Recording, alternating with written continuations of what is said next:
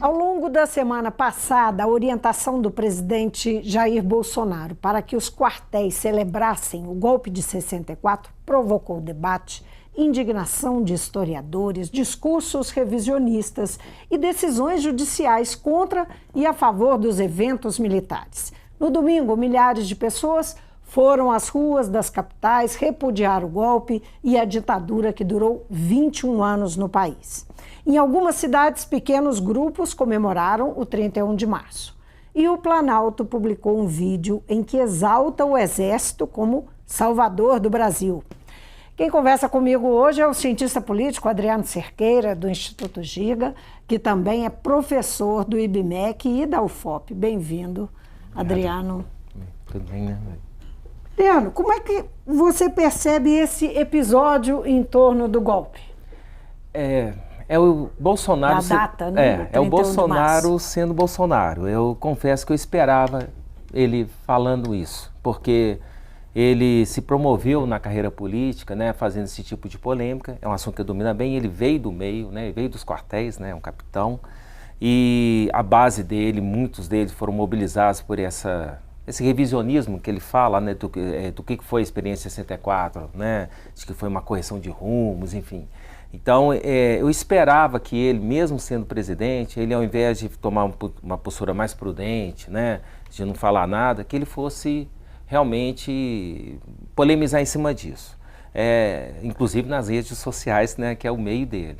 Então, eu confesso que eu esperava que ele fizesse isso, e é uma polêmica certamente que aconteceria, né, e que deu oportunidade para grupos, principalmente nas redes sociais, a favor e contra se manifestarem. Eu acho que esse tipo de carnaval, né, que se foi promovido, né, no carnaval no sentido assim, de uma coisa barulhenta, né, de várias manifestações pró e contra, era esperado. Né.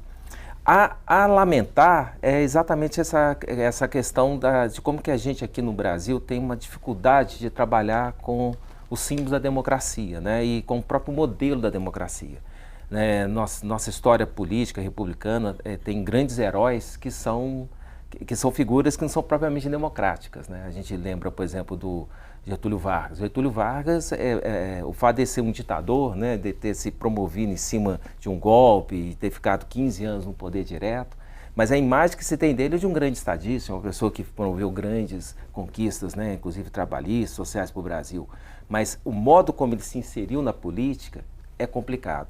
Então, assim, agora a gente vê essa experiência em 64 também, apoiadores falando que não foi ditadura, que na verdade foi necessário para fazer uma série de correções, que pôs a economia do Brasil na linha. Então, Você acha que a lei da anistia, por exemplo, pode ter sido um dificultador para delimitar, demarcar, para haver um acerto de contas, como aconteceu em tantos países, né?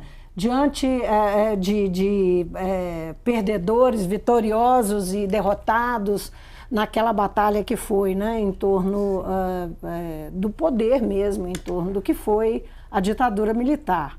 Isso tem importância? Eu acho que a lei da anistia, eu lembro que na época eu era criança, eu era adolescente, enfim, eu lembro que quando houve a discussão, o fato dela ser ampla, geral e restrita, em certa forma, foi uma disputa que envolveu também os grupos mais a favor da democracia e do restabelecimento, porque havia uma disposição de também investigar os crimes que teriam sido cometidos pela chamada sublevação. Né? Então, a ideia era o seguinte: vamos passar uma borracha nessa história e vamos absorver todo mundo. Na época, tendo em vista a necessidade, a vontade de se reconquistar a democracia, né, mesmo que fosse um pouco lenta, acabou prevalecendo isso aí. E, claro, calou as possibilidades de rediscutir os crimes de Estado. Exatamente. E essa situação está sendo retornada agora, né? Nos governos petistas, esse assunto foi colocado, e agora a gente tem um governo que tem uma postura bem oposta e que tende também a querer ressaltar os crimes, no entendimento dele, que também aconteceram pelo lado da sublevação, né? Como eles colocam. Então, eu acho que o momento de se fazer essa discussão sobre o que é democracia, o que é crime de Estado, está se dando agora, em que os grupos estão aparecendo, inclusive corajosamente, né, defendendo seus pontos de vista. E é importante perceber que há grupos que não são necessariamente democráticos, a esquerda e a direita entrando nessa polêmica em torno do que foi o 31 de março de 1964. Se foi uma intervenção militar, se foi um golpe, né, se foi uma revolução.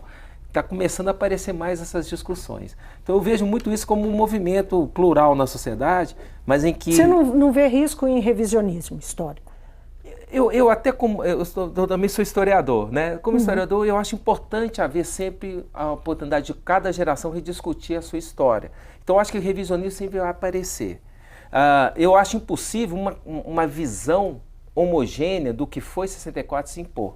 Né? Eu acho que vai ser saudável, né? Por mais que seja complicado falar isso, mas vai ser saudável a gente ver interpretações, ora falando bem, ora criticando, ora falando mal, mas esse debate é que eu acho que vai ser importante para poder fortalecer a visão do que é um modelo de democracia, o que é a democracia, o que a gente quer fazer de democracia no Brasil. Qual é a sua opinião? Foi golpe ou não foi golpe? Foi um golpe, com certeza. Isso não há dúvida, para mim não do há. ponto de vista do cientista político, do historiador. Para mim não há dúvida que foi um golpe, mas assim, o que eu relativizo em 64, para muitos dos participantes, não era um golpe, era uma intervenção militar corretora, como tantas no passado recente acontecido. Em 45, né? Em 55, quando garantiram a posse do JK, teve uma intervenção militar para isso. Em 61, quando garantiram a posse, né, do João Goulart. Então, assim, para muitos, ó, o exército entrando de novo aí para dar uma arrumada na casa. Depois ele sai e a gente retoma o poder. Só que não aconteceu e gradativamente foram aparecendo atos institucionais até culminar no AI-5, que acabou com as liberdades individuais. Então, assim, foi um golpe, mas num primeiro momento não era necessariamente percebido para boa parte dos atores políticos como uma coisa ruim. Era entendido como mais uma peça no xadrez, que poderia ter pouco fôlego, mas a gente viu que não teve. Agora, teve uma coisa curiosa, né, um comportamento curioso do vice-presidente, que o Planalto tentou se afastar da publicação daquele vídeo, né, que exalta o papel do Exército, né? É o vídeo publicado pelo WhatsApp do Planalto, e que viralizou, está para todo lado, e o Planalto disse que não tem nada com isso.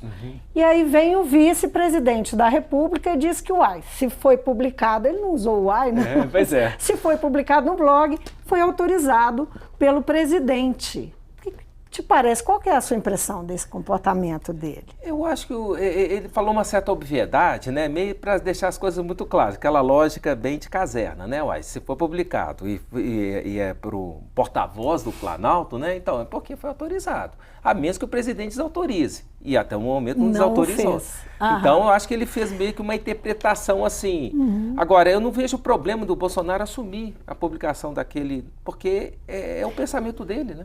Ele pensa aquilo mesmo. Então, assim, eu acho que mesmo ele sendo o presidente da República. Mesmo ele sendo presidente da República. E eu lembro, por exemplo, quando Dilma Rousseff, ou mesmo Lula, né, presidente da República, né, e aí você tinha a ditadura cubana, né, eles não tinham problema em aparecer por perto, elogiar o Fidel Castro. Para eles não era problema. Então, eu acho assim, faz parte, né, do entendimento político do presidente. Eles não viram, para eles não era problema fazer esse tipo de declaração. E para o Bolsonaro também não é problema fazer esse tipo de declaração, porque ele entende que o Exército cumpriu a sua missão histórica no Brasil, né?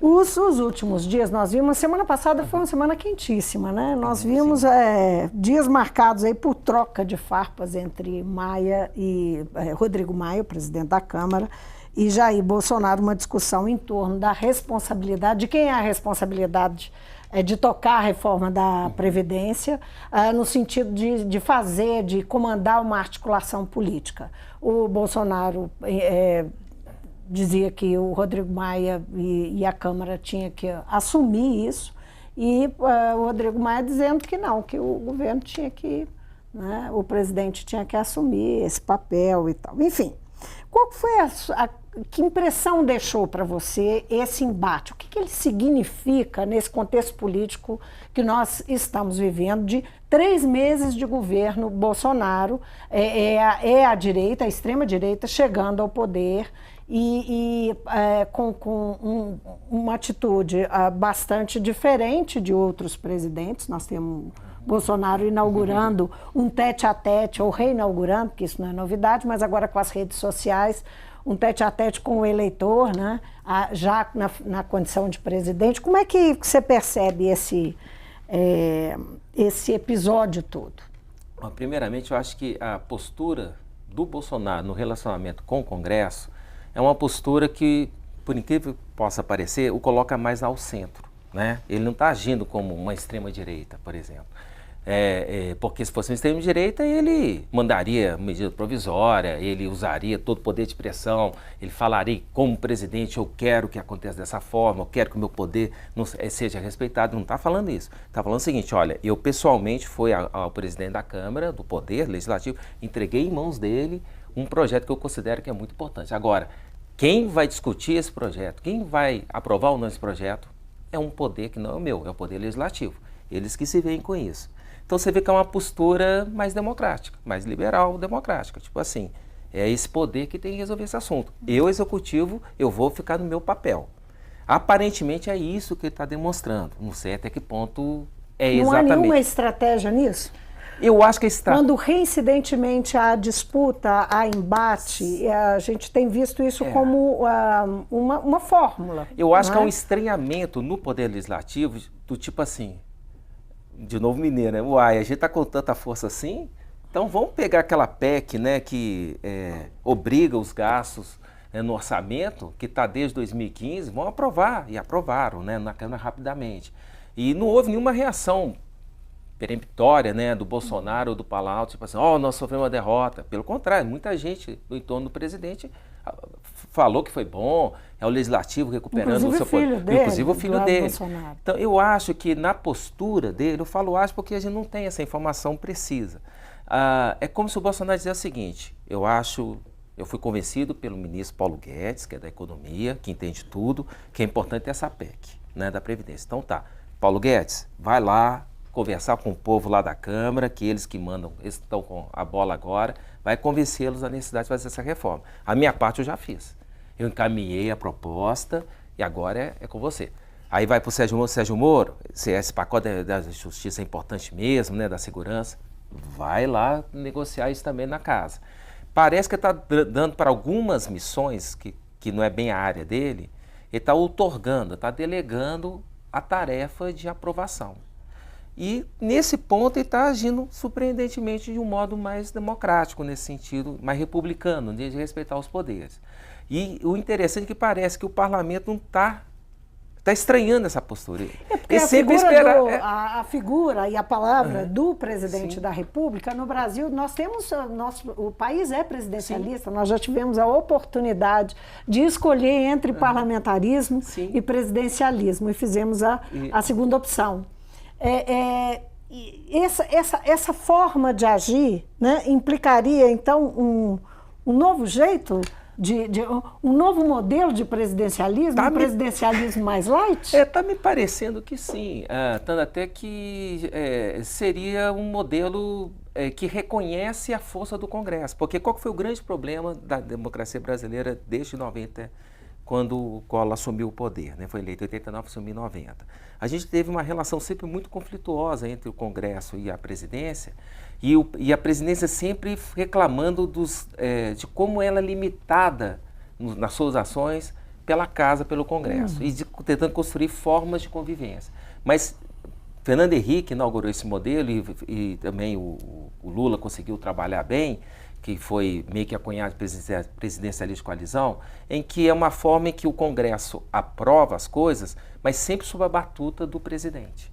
O presidente consegue uma grande coalizão de forças, aí até alguns métodos que são muito questionáveis, né, entregando cargos, né, para os partidos definirem como que seriam, mas a ideia era essa, assim, o Congresso vota em bloco de acordo com a orientação que vem da presidência. Nesse início do governo Bolsonaro, eu não estou vendo isso.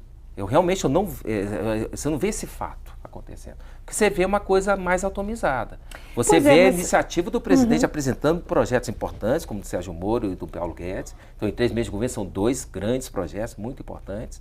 Mas você não vê nenhum esforço, né, de concertação, de liderança política da parte do Bolsonaro. Mas você fala em dar mais liberdade ao Congresso de atuação.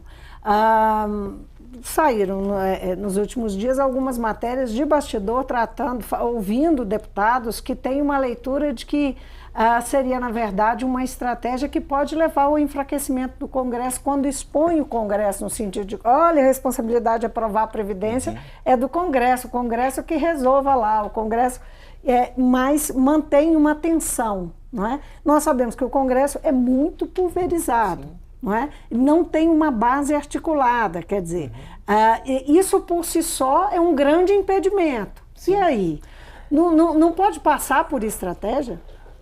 Pode até passar, mas eu acho que é uma estratégia muito perigosa, né? Porque, assim, não é muito difícil imaginar, ainda mais no caso da Câmara dos Deputados, tem uma pessoa com uma liderança tão bem reconhecida, que é o Rodrigo Maia. Rodrigo Maia pode estar vendo aí a oportunidade de crescer politicamente, até se cacifar a uma eleição presidencial futura. Inclusive, muitos embates que eu acho que aconteceu recentemente entre o Rodrigo Maia e o Bolsonaro, é porque os dois lados já se perceberam nessa confrontação. Né? E o César Maia, isso é bom para ele. Ele entrou nos últimos dias se contrapondo diretamente ao presidente. Desculpa, foi mal. César foi obrigado a ter me corrigido. Então, eu volto e meio, eu caio nessa problema de fala. O Rodrigo Maia, ele se contrapôs diretamente ao Bolsonaro. E para ele é bom, ele aparece bem. Então, assim, sim, eu acho que a Câmara dos Deputados vai ter muito trabalho, vai ter muita responsabilidade, isso é bom. Que eles saibam usar essa responsabilidade. Eu, pessoalmente, eu gosto disso. Eu prefiro ver uma Câmara dos Deputados assumindo uma tarefa tão complicada como essa, do que ficar fazendo discursinhos, ficar trocando placa de rua e o Executivo tomando as grandes decisões. Acho que é ruim para a representação. Você consegue imaginar o Congresso, como é que vai ser? São 20 e tantos partidos, não é? Lá representados. A gente sabe que o Congresso funciona muito em cima da articulação partidária. Sim. Não é? Tanto é que muitas vezes matérias importantes são discutidas com as lideranças, muitas vezes não, é sempre assim. As matérias importantes são discutidas com os líderes dos partidos e eles que encaminham as votações. Como é que você pensa assim, essa articulação? Como é que pode funcionar ou não funcionar, né, dentro do Congresso Nacional? Olha, com essa realidade de pulverização. Que não há uma pauta controlada pelo Palácio Planalto, a aprovação daquela PEC, né, pela Câmara dos Deputados, já em duas sessões de votação, que impõe a obrigação de gastos no orçamento, né? Isso foi na semana passada. Isso já mostra que o Congresso já percebeu que tem uma liberdade para tocar sua própria pauta. E não houve um grande barulho de revolta dentro do Palácio Planalto. Então, em parte, eu acho que essa postura do Bolsonaro está sendo desse jeito. E parece que o Congresso está percebendo que existe uma oportunidade de fazer um trabalho próprio, de pauta, e algo que até então era inédito. Então, é uma situação que uma boa liderança política, e sempre aparece, né, não existe vazio no poder, o parlamentar vai ter a oportunidade de aparecer e começar a trabalhar essa pauta. Descobrir esse caminho aí. Eu acho que vai acontecer isso. Adriano, a última pesquisa do Ibope, eu não sei exatamente há quantos dias, mas cerca de uma semana, né, ou um pouquinho mais, deu aí que o presidente perdeu, entre ótimo e bom, 15 pontos, né, na pesquisa. Um resultado significativo, apesar de ainda manter mais apoio entre os ali a avaliação regular mais alta, e cresceu também o número de entre os entrevistados, aqueles que não aprovam o governo dele, né? Ele tem mantido uma atitude, digamos, como presidente, né, aquilo que a gente estava mencionando, como presidente um pouco o candidato, né, que fala diretamente com o eleitor e tal. E isso aconteceu, quer dizer, essa perda de popularidade aconteceu. Só para a gente fechar aqui, porque o nosso tempo está acabando, o que você acha que justifica essa perda, se ele está fazendo um esforço tão grande de manter o discurso que o elegeu? Eu acho que é um problema realmente de saber escutar um público maior.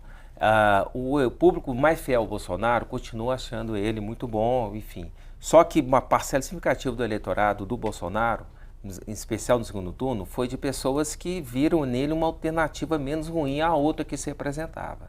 E essa parcela, ela tem uma adesão esperando, assim, um governo que faça reformas e que melhore a economia.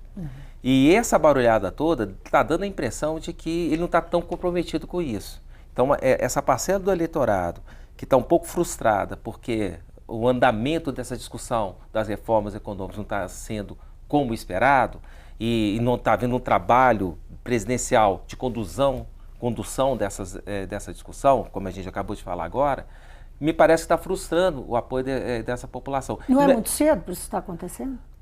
É um pouco cedo em se tratando de estar em 3 meses de governo, mas ao mesmo tempo, assim, o que tem de positivo para o Bolsonaro é porque é sobre algo que ele tomou a iniciativa de fazer. Agora, o que pode, é algo que ele pode recuperar? Pode, se for aprovada essa reforma, se começar a ter melhores resultados econômicos, ele rapidamente consegue recuperar isso. Mas esse estilo dele de governo, de comunicação política, ele certamente vai causar muito estranhamento a uma parcela do eleitorado, que tende a, no máximo, achar assim, regular, talvez bom, esse tipo. Eles não estão muito acostumados com esse tipo de postura. Agora tem uma notícia ruim aí, que é o aumento do desemprego, né? Essa notícia aí não é... o desemprego... Nada animadora, né? Esse nem para o governo, nem para a população. Né? Aí eu não sou economista, né? Porque na economia eles falam muito das taxas por épocas, né? Então eles falam que geralmente no início do ano cai um pouco mesmo o emprego e tal. Mas assim, vai demorar um pouco ainda, né? Para que o desemprego caia, porque depende, claro, de investimento na economia. Mas ele teve uma boa notícia, que foi mais de quase 150 mil vagas que foram criadas no mês de fevereiro. Então, assim, isso já pode ser, quem sabe, um indicativo de estar havendo, né, uma maior recuperação na oferta de emprego. Então a gente tem que ver como vai ser esse movimento, mas que talvez havia uma expectativa de que o desemprego ia cair em forte queda. O que está acontecendo é que esse movimento ainda não se operou. Então isso agora sim, não ajuda. Agora sim, para a gente finalizar, e a embaixada de Israel?